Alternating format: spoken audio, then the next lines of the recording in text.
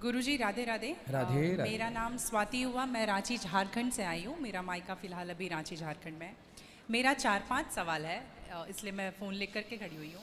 मेरा पहला सवाल ये है गुरुजी कि मम्मी जैसे जितिया करती है, हम लोग 3 भाई बहन हैं, 2 बहनें हैं, 1 भाई, और मेरे घर में एक छोटा सा कुत्ता भी है। तो वो गुरुजी भाई बहन के समान ही है, समझ लीजिए। मतलब मम्मी हम लोगों के कंपैरिजन में उसको ज़्यादा प्यार करती है।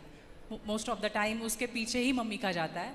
तो जब मम्मी जितिया करती है तो कहते हैं सबको पहनाती हो वो बद्दी जितिया वाला, तो क्या हम उसको भी पहना सकते हैं? क्या पहनाती हैं? वो जितिया जो पहनते हैं ना, अभी जितिया वाला जो पर्व था कुछ दिन पहले।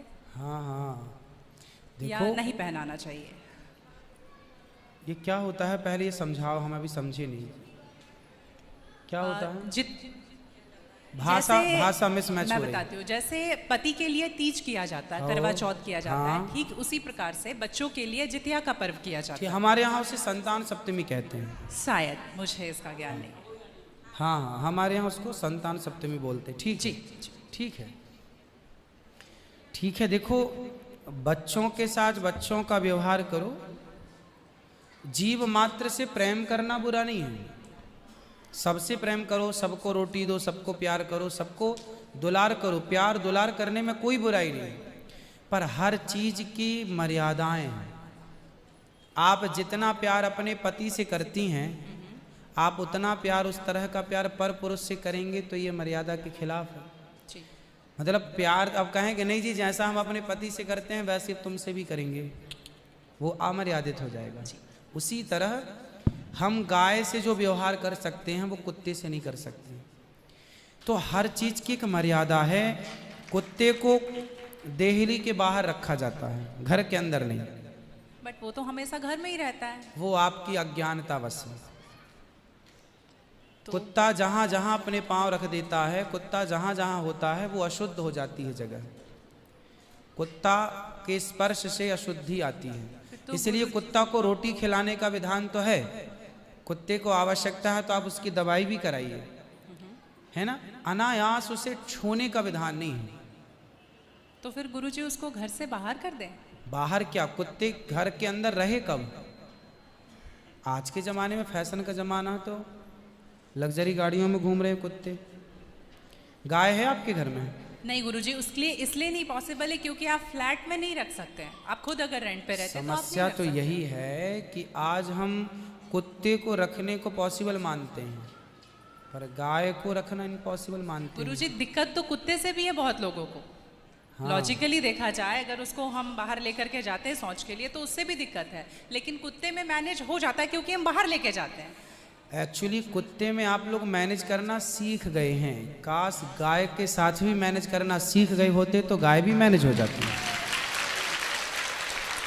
अभ्यास से। अब कुत्ते के संग रहते रहते अभ्यास हो गया।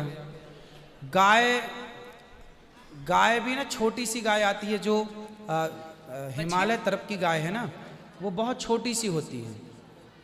वो गाय यदि आप घर में रखेंगे तो वो आपके बिस्तर में सो सकती है, वो आपके संग खा सकती है। मतलब छोटी सी होती है, 1 लीटर दूध देती है वो, और इतनी प्यारी गाय होती है, इतनी सुंदर होती है। मतलब पूरे भारत देश की सर्वश्रेष्ठ नस्ल है वो, सबसे सुंदर सर्वश्रेष्ठ गाय। वो गाय सिर्फ कम दूध देती है। मतलब अपनी गौशाला में जितने छोटे छोटे बछड़े हैं ना, छोटे छोटे, मतलब सामान्य गैया का जो बछड़ा 1 महीने में होता है ना, उतनी बड़ी तो वो पूरी गाय होती है। मतलब उसे आप गोद में लेके जा सकते हैं। वो बच्चे की माँ बन गई है, लेकिन उस गाय को आप अपनी गोद में ले सकते हैं, वो भी गाय होती है। तो कुत्ते वालों को उस गाय के साथ मैनेज कर लेना चाहिए। अच्छा, मतलब उस हाइट, मतलब उस गाय की हाइट की ग्रोथ नहीं है, वो गाय की हाइट, वो गाय बहुत छोटी सी होती है, इतनी सी होती है कि आप उसे गोद में ले सकते हैं। आप उसे गोद में लेके पूरे घर में घूम सकते हैं। मतलब इतनी छोटी गाय होती है वो। देखो, भगवान को पता था कलयुग में ऐसा होगा, इसलिए ऑप्शन दे रखा है। आप कुत्ते को गोद में लेके घूमते हैं, पर भगवान ने ऑप्शन दे रखा था, हम लोगों का ध्यान उस तरफ गया नहीं। सही बात। गुरुजी, मेरा दूसरा सवाल ये है कि ये सवाल बेसिकली मेरी बहन के घर वालों का है। चिकन नहीं खाना चाहिए क्योंकि उसमें जान होती है, कोई भी जानवर नहीं खाना चाहिए क्योंकि जान होती है। प्लांट में भी तो जान होती है ना गुरुजी? हाँ, होती है। तो फिर हम उसको तोड़ते हैं तो उसको नहीं दर्द होता? ऐसा उनके घर वालों का सवाल है, मेरे माध्यम से। नहीं, आप ठीक कह रहे हैं। देखो, आप ना गेहूं को चबा जाइए जी, चने को चबा जाइए, दालों को चबा जाइए, तो वो रोती नहीं है, चीखती नहीं है, उसमें रक्त नहीं होता, हड्डी नहीं होती, मांस नहीं होता, वो चीखती नहीं है, चिल्लाती नहीं है ना। पर आप मुर्गी को मारिए तो वो चीखेगी, चिल्लाएगी, भागेगी, खून है, हड्डी है, मांस है ना। एक्चुअली सिद्धांत है ना। देखो, इतने सारे मर्द हैं, लेकिन इतने सारे मर्दों में एक मर्द ऐसा है जो आपका हाथ पकड़ के रह सकता है, आपका हाथ पकड़ के घूम सकता है, कोई कुछ नहीं बोल सकता, क्योंकि वो आपका पति है ना। समाज ने आपको इजाजत दे दी, आपकी मांग भर गई, मंगलसूत्र आ गया, अब समाज ने स्वीकार कर लिया कि ये मर्द, ये पुरुष अब आपका पति है। अब आपको दूसरे पुरुषों के साथ देखा गया तो आप अच्छे नहीं माने जाएंगे।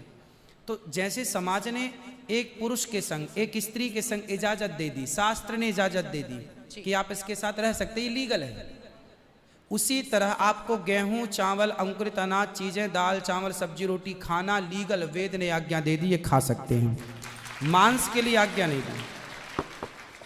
पतिव्रता नारी पराये मर्द के संग, पराये पुरुष के संग घूमेगी तो समाज उसे ठीक नहीं कहेगी। उसी तरह हमें शास्त्र आज्ञा करते हैं कि हमारे ठाकुर जी, हमारे राम फल खाते हैं, हमारे राम फल खाते हैं, दाल, चावल, साग, सब्जी, बादाम, काजू ये खाते हैं। तो हमारे राम, हमारे कृष्ण खाए, मतलब वेद ने आज्ञा दे दी कि आप ये खा सकते हैं, ये खाने का पदार्थ है। मांस शेर के लिए है, बिल्ली के लिए है, कुत्ता के लिए है। क्या आप कुत्ता हैं? क्या आप बिल्ली हैं? क्या आप शेर हैं? क्या आप चीता हैं? नहीं। फिर जब हम मनुष्य हैं तो मनुष्यवत व्यवहार करें जी। हम वो ना खाएं जो हमारे लिए नहीं है।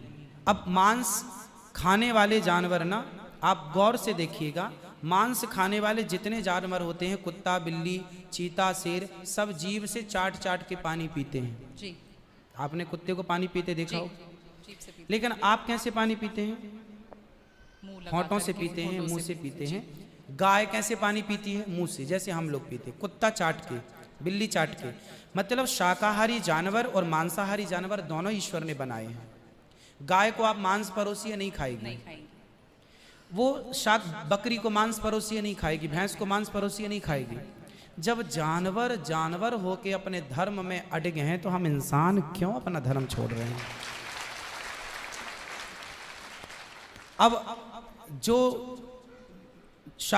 मांसाहारी जानवर होते हैं उनको आप ध्यान से देखना, उनके पांव में नाखून होते हैं, जबकि शाकाहारी जानवर के खुर पाए जाते हैं। जैसे गाय का खुर होता है, बकरी का खुर होता है, भैंस का खुर होता है, जबकि चीता का, शेर का, कुत्ते का, बिल्ली का। अब आप देखिए कि आपके ईश्वर ने पैर बनाए हैं ना तरीके से, आप मुंह से पानी पी, मतलब आपके लक्षण शाकाहार से मैच कर रहे हैं, है ना। बिल्ली के, कुत्ते के यहाँ कहना इन दांत बड़े बड़े होते हैं मांस फाड़ने के लिए, आपके नहीं है।